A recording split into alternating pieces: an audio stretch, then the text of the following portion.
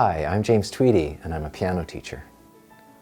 My wife and I operated a private studio in Toronto for over 33 years. We raised 2 children, 2 beautiful daughters, and we retired very recently to be closer to our grandchildren in Ottawa. I think anybody who has a passion for music can trace that passion back to their childhood. I grew up in a home where there was a lot of amateur music making. My mother had a lovely voice. And well, it was the 60s, so my brothers played guitar and sang folk music. And because I was a younger child in the family, I had to wait my turn to take lessons and learn about music. So when 2 of my older siblings stopped piano lessons, I was allowed to start. And at that point, I was 9 years old already, which is a bit of a late start for classical music, but I loved it immediately. And there was a lot of turmoil in the family. We were a large family, and it became a sanctuary right away. It was a place I could go to and block out the world. And I think that sense of comfort that I got from practicing and being alone has stayed with me my entire life. In broad terms, I think we're born into chaos. And I think one way of giving meaning to life is to try to carve some order out of that chaos. And for some people it could be gardening, for some people it could be painting. And for me it was practicing the piano. And when you learn a piece of music, whether it's a Beethoven sonata or a Chopin nocturne, you enter a world where somebody has already carved the order out for you, and you're rediscovering that process of establishing order. There's order, there's symmetry, there's beauty, there's emotional meaning, and there's comfort. And I think that's one of the reasons we go to art, is to be comforted.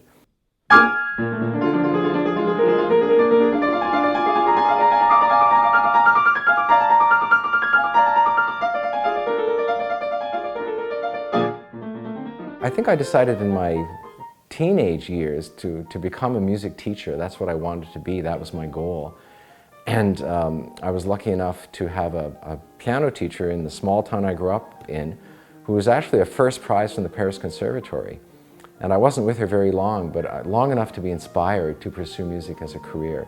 So from there I went to Montreal and I studied with a very celebrated teacher named Yvonne Hubert, who had been a pupil of Alfred Cortot, one of the most renowned pianists in the history of piano playing. And that was the start. And it was a good start. I was lucky.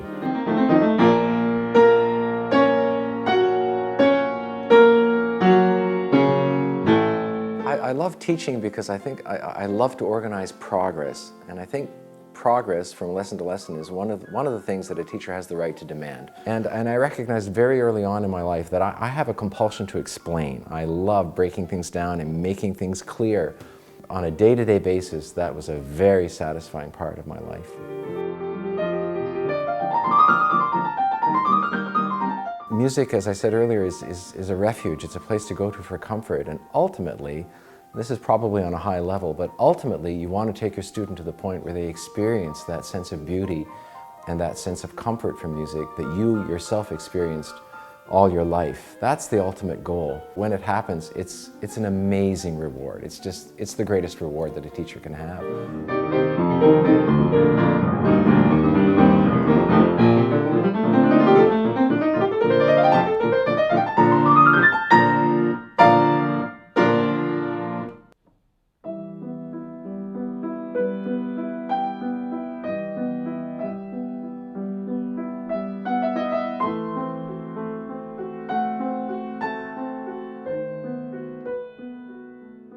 The biggest problem that I encountered with students who came to me for coachings in the summer, or new students who would come to me to audition in the summer, was that they were playing on a very advanced level without fundamental skills. There was a lot of willpower involved, and often they had to be taken down a level or two to restart technical work. The reason that I can have empathy for students who need remedial work and technique is because I was one of those students myself for far too long. I went through an undergraduate degree and a performance degree, a master's degree in performance in Montreal without really understanding how to play the piano, physically how to play the piano. The importance of being well trained in fundamentals and technical fundamentals sort of hit home with me one day when I was having lunch with a colleague, and he asked about my history as a student. And I mentioned the 2 famous piano teachers that I had studied with, Yvonne Hubert in Montreal and Harvey Wedeen in Philadelphia. And he sort of he was curious. He said, well, what was the difference between the two? And it just came to me in a flash that with the first teacher, I remember the inspiration, but I remember learning pieces. And with the second teacher, Mr. Tweedie, I remembered learning principles. And that difference really, really seemed to be terribly important to me.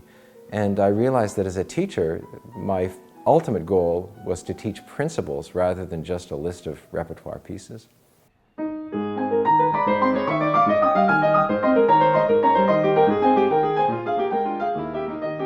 So when I went to Philadelphia to do postgraduate work, at my very first lesson, I sat down and said, I want to start from scratch because I want to be a really good teacher. I want to understand what I'm doing. And Mr. Tweedie was very cooperative and very helpful. He guided me through this whole process of restructuring technique. He was a tremendous help. I also had to refer to some books. There are many, many good books about technique. The problem with them, of course, is that they can't contain demonstrations. They're pretty abstract, but they were very helpful.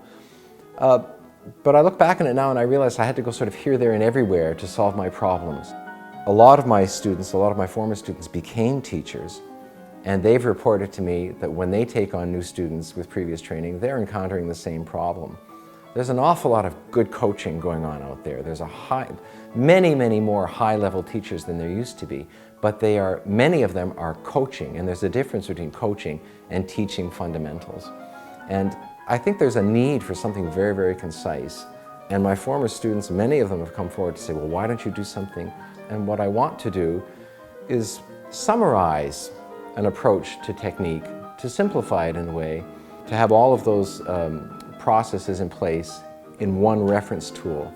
Now, when it comes to the higher levels of artistry, there's no such thing as one-stop shopping. You have to be influenced by great artists, and you have to be influenced by other arts. If you're going to be a good musician, you have to study art history, and you have to read fine literature, and you have to know about life. There's no such thing as having it all under one roof. But for the fundamentals of piano technique, I believe there is. The very basic things can be taught, I think, in a very simple, clear manner. And that objective, I think, has to be very, very strong in teachers who are handling young kids especially. It's very important.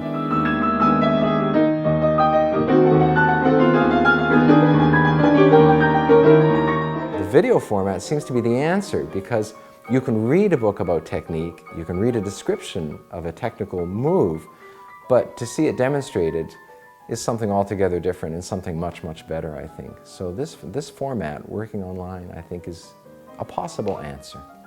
So even though I'm retired, I guess I still have this compulsion to explain. And I'm hoping that if I explain the fundamentals of technique in a very, very clear manner and demonstrate them online, that some students might watch this and work through some of their problems, maybe make a bit of progress. And if they can get to a point where their playing is more beautiful and they recognize that, wow, this is lovely, this is a little bit nicer than it used to be, that would still be rewarding. Even though I might not be there to witness it, I can still feel rewarded thinking about it.